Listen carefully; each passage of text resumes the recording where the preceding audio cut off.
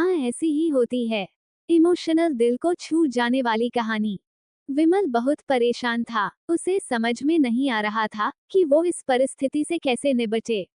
वो अपनी माँ को बहुत चाहता था, किंतु उसकी पत्नी और बच्चे उसकी माँ से बहुत दूर भागते थे, क्योंकि उसकी माँ की एक आंख नहीं थी, साथ ही उसकी कमर भी 90 अंश पर झुकी थी।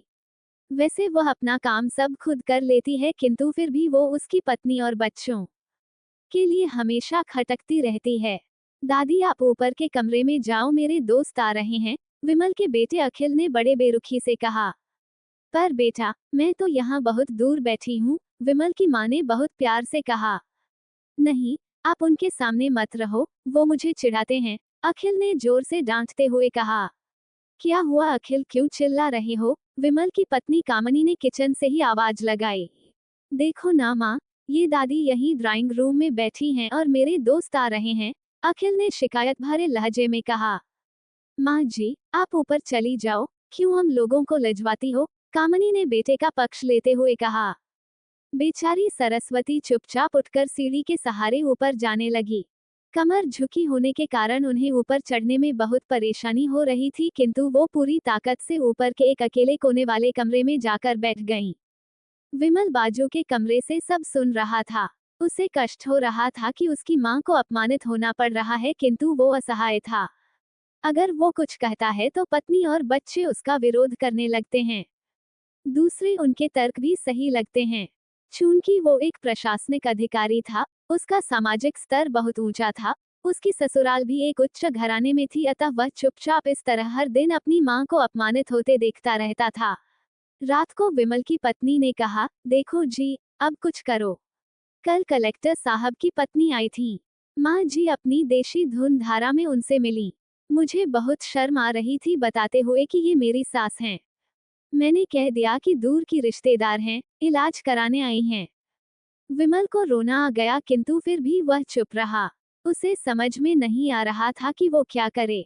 अपने बेटे की मन स्थिति को सरस्वती अच्छी तरह से जानती थी और बेटे को कोई कष्ट न हो, इसलिए वो हर बात को चुपचाप सह लेती थी। विमल बहुत उदास रहने लगा। एक तरफ परिवार और सामाजिक स्तर पर जीने की प्रतिबद्धता थी, तो दूसरी ओर माँ। आखिर माँ से अपने बेटे की यह हालत नहीं देखी गई। एक दिन उसने अपने बेटे से कहा, विमल बहुत दिन हो गए हैं, मैं अपने गांव जाना चाहती हूँ, मुझे वहां पहुंचा दो, मेरा यहाँ मन नहीं लग रहा। किंतु माँ, वहां तो कोई नहीं है, तुम्हारी देखभाल कौन करेगा? विमल ने आश्चर्य से पूछा। अरे, सब गांव वाले तो हैं और वो तुम्हारे मामा जी तो उसी गांव में रहते हैं, और फिर हम सारी व्यवस्थाएं कराएंगे न। कामनी को तो जैसे मन की मुराद मिल गई हो। हाँ बेटा, बहू सही कह रही है, सरस्वती ने लंबी सांस लेते हुए कहा। विमल जानता था कि गांव में मां की देखभाल करने वाला कोई नहीं है, लेकिन अपनी पत्नी की जिद के कारण वह अपनी मां को गांव छोड़ने पर विवश हो गया। मां को गांव छोड़कर आते वक्त उसे रोना आ रहा था तथा अपनी बेबसी पर गुस्सा भी आ रहा था, किंतु परिवार, पत्नी और समाज ने उसके इन मनोभावों को दबा दिया और वो सुकून सा महसूस करने लगा। कुछ दिनों के बाद उसके चाचा, जो अमेरिका में रहते थे, आने वाले थे। जब विमल बहुत छोटा था, उसके पिता जीवित थे तब वो भारत आए थे और उसके बाद वो अब भारत आने वाले थे। पूरा परिवार और आस पड़ोस बहुत उत्साहित था। अमेरिका से विमल के डॉक्टर चाचा आ रहे थे। डॉक्टर रमेश ने जैसे ही घर में कदम रखा, सबने मिलकर बहुत उत्साह से उनका स्वागत किया। क्यों विमल भाभी नहीं दिख रही, कहाँ हैं? रमेश चाचा ने उत्सुकतापूर्वक पूछा।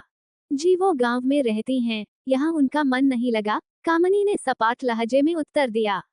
रमेश चाचा ने विमल की ओर देखा तो विमल ने अपनी आंखें झुका लीं। रमेश चाचा सब समझ गए। बोले, कल हम भाभी से मिलने गांव चलेंगे सब लोग। दूसरे दिन सभी लोग गांव के घर में पहुंचे। देखा कि सरस्वती को बहुत तेज बुखार है और वो पलंग पर असहाय पड़ी है। रमेश चाचा दौड़कर सरस्वती के पास गए। उनके पैर छूकर रोने लगे। सरस्वती की ये हालत उनकी कल्पना से परे थी। वाह बेटा विमल, तूने तो नाम उजागर कर दिया। अपनी माँ की ये हालत देखकर तुझे तो शर्म भी नहीं आ रही होगी, रमेश चाचा ने विमल को लगभग डांटते हुए कहा। नहीं देवर जी, विमल का कोई दोष नहीं है, मैं खुद गांव आई थी, सरस्वती ने अपने बेटे का बचाव किया। मुझे सब पता चल गया भाभी, आप चुप रहो। क्यों बहू, तुम्हें अपनी सास की कुरूपता पसंद नहीं है?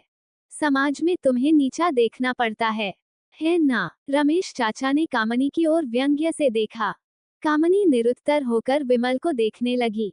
आज तुम जिस सामाजिक स्तर पर हो, वो इन्हीं के संघर्षों की देन है। और बेटा विमल, तुम्हें शायद मालूम न हो कि बचपन में जब तुम 1 साल के थे तब छत से नीचे गिरने के कारण तुम्हारी एक आंख फूट गई थी और तुम्हारी रीढ़ की हड्डी में भी समस्या थी। तब तुम्हारी इस कुरूप माँ ने अपनी एक आंख और अपना बोन मैरो तुम्हें देकर इतना सुंदर स्वरूप दिया था।